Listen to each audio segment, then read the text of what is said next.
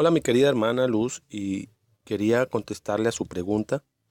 Yo no hace mucho hice un estudio sobre esto, las herencias generacionales o también le llaman maldiciones generacionales. Y hice un estudio sobre eso y esa es una de las novedades teológicas de nuestra época. Es la doctrina que habla de maldiciones generacionales. Nos enseña que una persona puede nacer sobre una sentencia o un castigo o una maldición por pecados que cometieron nuestros antepasados. Y a menudo esta maldición se entiende en términos mágicos o de maleficios, como una especie de hechicería. Así resulta que eh, uno puede nacer cargando la maldición de sus padres, de sus abuelos o de sus bisabuelos. Y como la humanidad es bastante pecadora, sería de suponer que muy pocas personas hayan nacido sin ninguna clase de estas maldiciones. Entre los que más han predicado este tipo de doctrina, que es muy elaborada, claro, tiene muchas cosas, son varios pastores.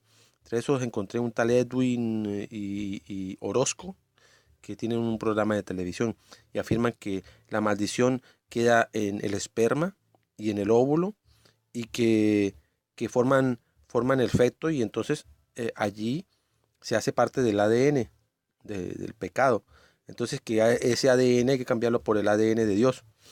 Y otro aspecto de esta enseñanza que es el concepto de que la iniquidad, como la corrupción interna que trae la maldición generacional, en palabra de ellos dicen lo siguiente, dicen eh, la iniquidad es transmitida al ser humano desde su concepción y se hace más fuertes en cada generación. Ellos dicen que se rebustece la maldición, pero que eh, los padres tienen la potestad de establecer la herencia de bendición para los hijos, cortando con estas raíces de iniquidad, ¿no? Esto lo dice la gente que está predicando estas cosas. Debemos entender que estamos marcando una generación futura a partir de hoy. Al romper estos ciclos de iniquidad, dicen ellos, que hay que romperlos desde las raíces, que tienen una serie de cosas para salir de estas cosas, de estas maldiciones o herencias generacionales.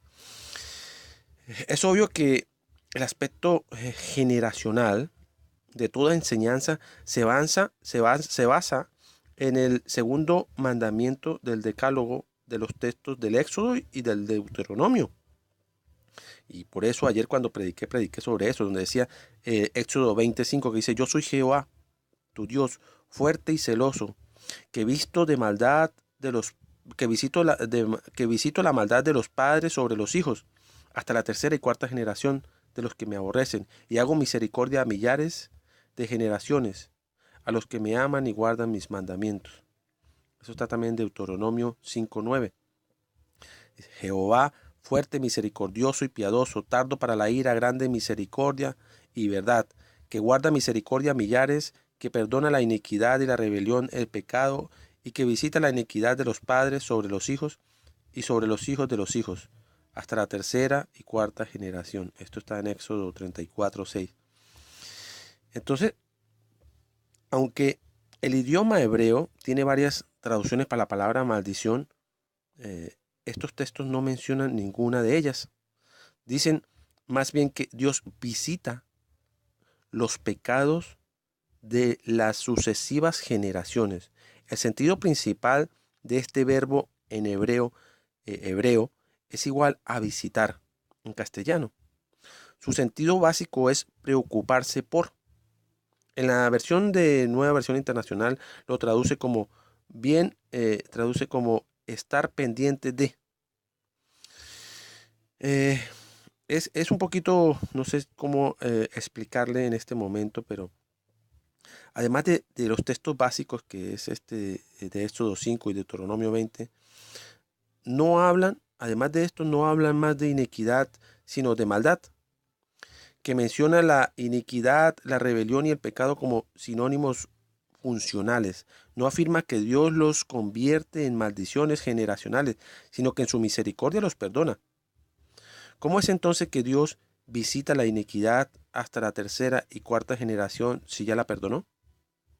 La respuesta está en el concepto bíblico de la persona humana como ser social, en una solidaridad corporativa.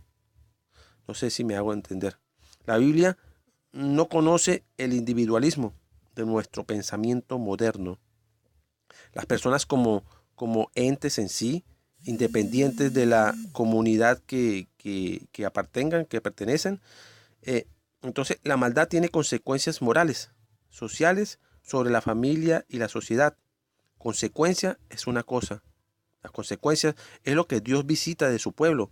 Cuando sus padres pecaron, cuando los abuelos pecaron, tienen consecuencias. Nuestro pecado tiene consecuencias. Y Dios visita esas consecuencias y tiene misericordia para ayudar a resolver las consecuencias que vienen a partir del pecado de nuestros padres. Es claro que estos versículos no dicen absolutamente nada de que podría significar maldiciones generacionales. No hablan de maldiciones en ninguna parte, sino de amor y de justicia de Dios que se preocupa por nosotros y que nos visita debido a la consecuencia de los pecados de nuestros padres que nos dejaron mal de algún modo o de otro. Gracias a los pecados de nuestros padres, nosotros como hijos hemos sufrido consecuencias, sean buenas, sean malas, pero normalmente son malas. Las consecuencias de los pecados que cometieron nuestros padres, nosotros tenemos que asumirlos. Entonces, pues, el Señor nos visita para saber llevar esa situación y llevarla a mejor. Eso es más o menos lo que había hecho un pequeño estudio sobre eso y pues me alegra. Espero que su pregunta haya sido contestada. Cualquier otro tipo de pregunta me la pueden hacer, no hay ningún problema. Quiero orar por ustedes ahorita y Señor, te doy gracias, Señor, por esta palabra, Señor, y espero que llegue a los corazones de las personas, Señor. Te doy gracias porque yo quiero que eres tú hablando, Señor, que seas tú siempre poniendo en mi corazón, en mi mente, hablar a las personas como es, Padre amado. Señor, no permitas que yo me salga de tu palabra o haga cosas que no son. Señor, que de mi boca no salga algo que yo no sepa que viene de ti, Señor.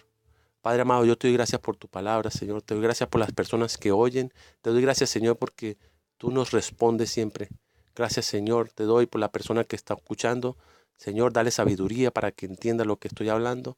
Señor, gracias por tu palabra. En el nombre de Jesús. Amén. Que tengan buenas tardes, hermanos.